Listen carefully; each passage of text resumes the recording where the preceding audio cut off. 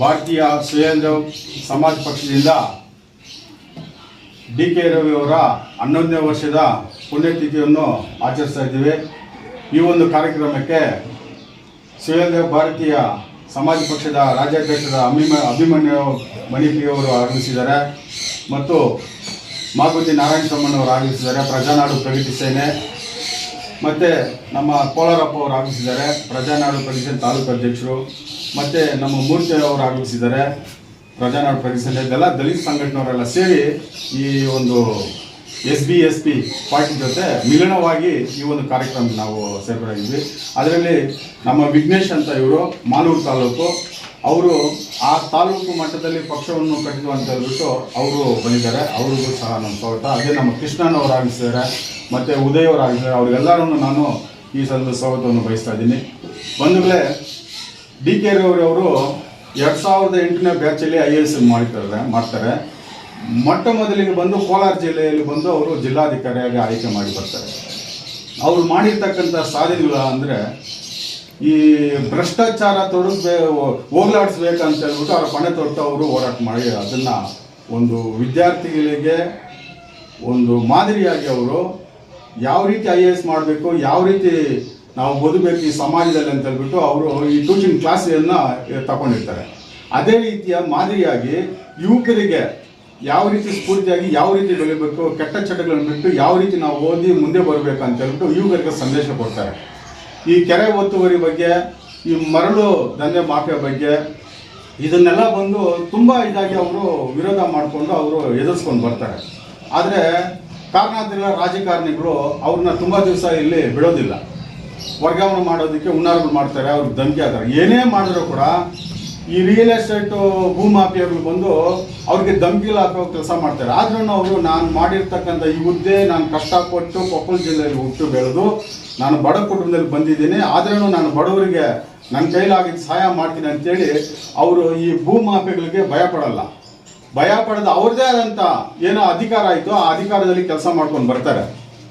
ಆದ್ರೇನು ಸ್ವಲ್ಪ ಭೂಮಾಫಿಯಾಗಳೆಲ್ಲ ಸೇರಿಕೊಂಡು ಅವ್ರನ್ನ 57 ಎಕರೆ, 13 ಎಕರೆ, 17 ಎಕರೆ ಈ ಕೆರೆ ಒತ್ತುವರಿ, ಗುಂಟೋಬುಲ್ ಒತ್ತುವರಿ ಹೀಗೆಲ್ಲ ಮಾಡ್ಕೊಂಡ್ರೆ ಅದನ್ನೆಲ್ಲ ಎದುರಿಸ್ತಾರೆ. ಅವರು ಎದುರಿಸಿ ಅದನ್ನೆಲ್ಲ ಕಾನೂನುಬದ್ಧವಾಗಿ ಬಯಲಿಗೆಳೆದು ಒಳ್ಳೆ ಸಂದೇಶ ಕೊಟ್ಟು ಒಳ್ಳೆ ಅಧಿಕಾರವನ್ನು ಕೋಲಾರ ಜಿಲ್ಲೆಯಲ್ಲಿ ಎಲ್ಲ ಜಾತಿ ಜನಾಂಗದವ್ರನ್ನ ಎಲ್ಲರ ಹತ್ರನೂ ಮನಸ್ಸಿಗೆದ್ದವರು ಕೆಲಸ ಮಾಡ್ಕೊಂಡ್ರು.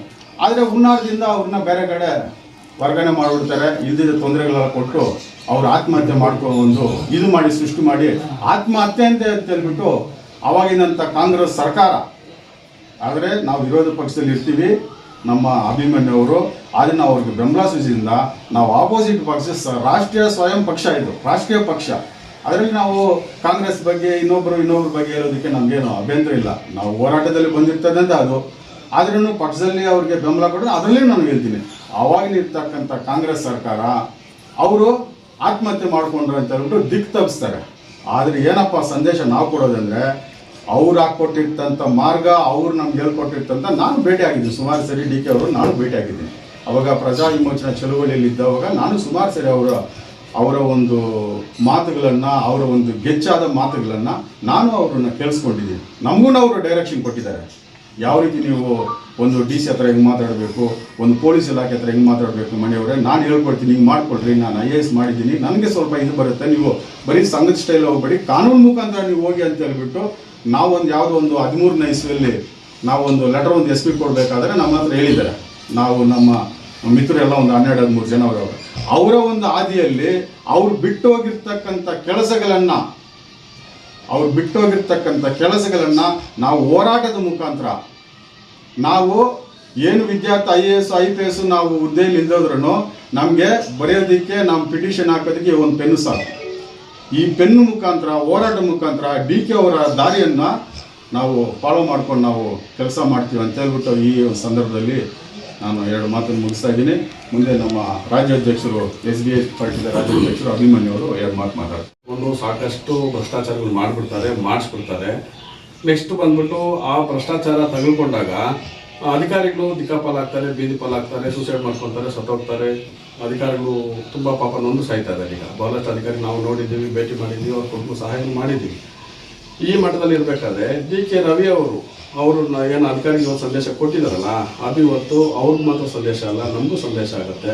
ನಾವು ರಾಜಕಾರಣ ಮಾಡಬೇಕು ಅಂತಂತಂದರೆ, ನಾವು ಭ್ರಷ್ಟ ವಿರುದ್ಧ ನಾವು ಹೋರಾಟ ಮಾಡಬೇಕಾದ್ರೆ ಭ್ರಷ್ಟರೇ ಬೇರೆ ಆಗ್ತಾರೆ, ಭ್ರಷ್ಟತನ ಮಾಡಿಸೋರೇ ಬೇರೆ ಆಗ್ತಾರೆ. ಆ ಭ್ರಷ್ಟದಲ್ಲಿ ಪಾಲ್ತನ ತಗೊಳ್ಳೋನು ಭ್ರಷ್ಟನೇ ಆಗ್ತಾನೆ. ಈ ಎಲ್ಲ ಸಂದೇಶಗಳು ಇದೆ. ಹಾಗಾಗಿ ಮತ್ತೆ ಮುಂದಿನ ದಿನಗಳಲ್ಲಿ ಬಂದ್ಬಿಟ್ಟು ನಾವು ಅಷ್ಟೇ, ನಾವು ಈ ತಾಲೂಕಲ್ಲಿ, ಜಿಲ್ಲೆಯಲ್ಲಿ, ರಾಜ್ಯ ಮಟ್ಟದಲ್ಲಿ ಬಂದ್ಬಿಟ್ಟು ಈ ಭ್ರಷ್ಟತನಕ್ಕೆ ತುತ್ತಾಗಿ ಇವತ್ತು ಎಷ್ಟು ಜನ ಅಧಿಕಾರಿಗಳ ಬೀದಿ ಪಾಲಾಗ್ತಾ ಇದಾರಲ್ಲ, ಅವ್ರಿಗೂ ಇವತ್ತು ನಾವು ಸ್ವಲ್ಪ ಬೆನ್ನುಮೂಲೆ ಜೊತೆ ನಿಂತ್ಕೋಬೇಕಾಗತ್ತೆ, ಸಹಾಯ ಮಾಡಬೇಕಾಗತ್ತೆ. ಇನ್ನೂ ಹಲವಾರು ವಿಚಾರಗಳಿದೆ. ಈ ಹಲವಾರು ವಿಚಾರಗಳನ್ನ ಮಾತಾಡ್ಬೇಕಾದ್ರೆ ಮುಂದಿನ ದಿನದಲ್ಲಿ ಬಹು ದೊಡ್ಡ ಮಟ್ಟ ಕಾರ್ಯಕ್ರಮ ಮಾಡಿದಾಗ ನಾವು ರಾಜ್ಯ ಮಟ್ಟದಲ್ಲಿದ್ದಲ್ಲ ನಾವು ಮಾತಾಡಿ ಪ್ರಸ್ತಾಪ ಮಾಡೋಣ ಅಂತೇಳಿ ನಾನು ಮನಸ್ಸಲ್ಲಿ ಇಟ್ಕೊಂಡಿದ್ದೀನಿ. ಈ ಕಾರ್ಯಕ್ರಮನ ಈ ಒಂದು ಸಣ್ಣ ಮಟ್ಟದಲ್ಲಿ ಮಾಡಿ ಇವತ್ತಿನ ಮುಗಿಸ್ಕೊಂಡು ಸತ್ರು ಯಾವ ಥರ ಆಯ್ತು ಅವ್ರ ಕೇಸ್ಗಳಂತೇಳಿ ಇದೆ. ಒಂದು ಎರಡನೇದು DK ರವಿ ಕೇಸ್ ವಿಚಾರ ಇದ್ದಾಗ ಅವತ್ತು ಬಂದು ನಮ್ಮದೇ ಕಾಂಗ್ರೆಸ್ ಸರ್ಕಾರ, ಮೂಲ ಸರ್ಕಾರ ನಮ್ಮದೇ, ನಾವು ಕಾಂಗ್ರೆಸ್ ಮೂಲಗಳಾಗ್ತೀವಿ, ಸರ್ಕಾರ ಇತ್ತು. ಸರ್ಕಾರ ಇದ್ದಾಗ ನಾನು ಬಂದು 2015 ಮೇಲ್ಪಟ್ಟು DK ರವಿ ವಿಚಾರದಲ್ಲಿ, ಅವ್ರ ಕೇಸ್ ವಿಚಾರದಲ್ಲಿ ನಾನು ಪಾಲ್ಗೊಂಡಿದ್ದೀನಿ.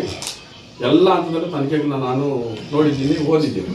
ಅದರಲ್ಲಿ ಇವತ್ತು ಬಂದು ನಮ್ಮ ಸ್ಥಳೀಯವಾಗಿ ರಾಜ್ಯ ಸರ್ಕಾರ ಬಿಟ್ಟು, ಕಾಂಗ್ರೆಸ್ ಸರ್ಕಾರ ಬಿಟ್ಟು ರಾಷ್ಟ್ರ ಮಟ್ಟದಲ್ಲಿ ತಗೊಂಡ್ರೆ ಆ ತನಿಖಾಧಿಕಾರಿ ಏನಿದಾರಲ್ಲ ಅವ್ರು ತನಿಖೆ ಮಾಡಿರೋದ್ರಲ್ಲಿ 20 ಅಂಶಗಳು, ಪ್ರಮುಖ ಅಂಶಗಳು ನಾನೇ ಅದನ್ನು ನೋಟ್ ಮಾಡಿ ಇಟ್ಟಿದ್ದೀನಿ, ನಾನು ಒಂದು ಕಡೆ ಬರೆದಿಟ್ಟಿದ್ದೀನಿ. ಆ ತನಿಖೆಯಲ್ಲಿ ಆರಂಭದಲ್ಲಿ ಏನು ಕಂಡು ಬಂದಿದೆಯೋ ಅದು ಹಂತದಲ್ಲಿ ಬಂದು ಇಲ್ಲ, ಆ ಅಂಶಗಳು ಉತ್ತರನೇ ಇಲ್ಲ. ಈಗ ಯಾಕಪ್ಪ ಉತ್ತರ ಇಲ್ಲ ಅಂತೇಳಿ ನಾವಿವತ್ತು ಪ್ರಶ್ನೆ ಮಾಡ್ಕೋಬೇಕಾದ್ರೆ ನಮ್ಮನ್ನು ನಾವೇ ಪ್ರಶ್ನೆ ಮಾಡ್ಕೋಬೇಕು. ನಾವು ಯಾರ ಹತ್ರ ಹೋಗಿ ಕೇಳೋಣ? ಯಾರನ್ನೂ ಕೇಳೋಕ್ಕಾಗಲ್ಲ. ಅಷ್ಟು ಹೀನಾಯವಾಗಿ ಒಬ್ಬ ದಕ್ಷ ಅಧಿಕಾರಿನ ಅಷ್ಟು ಹೀನಾಯವಾಗಿ ಅದು ಸ್ವಂಚ ಮಾಡಿದ್ರು, ಕೊಲೆ ಮಾಡಿದ್ರು, ಏನು ಮಾಡಿದ್ರು. ಬಟ್ ತನಿಖಾ ವರದಿ ಅದು ಸೂಕ್ತವಾಗಿರ್ಬೇಕಲ್ವಾ? ಆ ವರದಿನೇ ಇಲ್ಲ.